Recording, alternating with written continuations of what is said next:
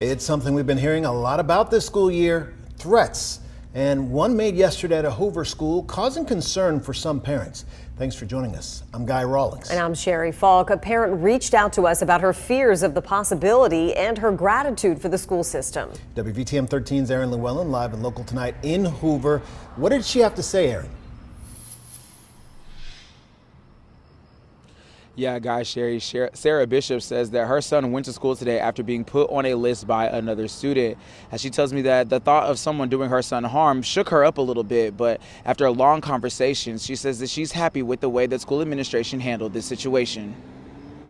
You never know when that threat could become a reality. In Simmons Middle School parent Sarah Bishop is grateful her son's school took a threat made on Tuesday seriously to keep that from happening. There was a female 8th grader that made some type of verbal threat in general and referred to having a list. Bishop tells me school officials said it happened during class.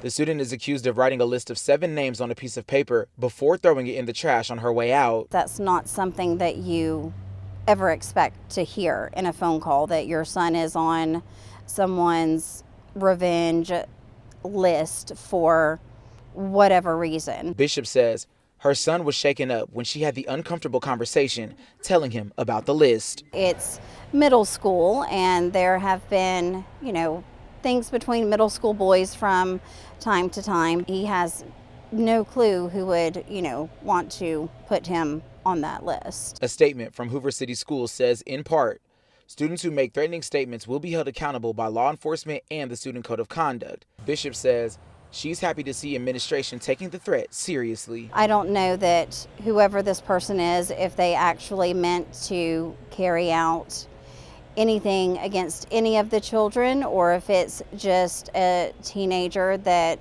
is angsty as they can be.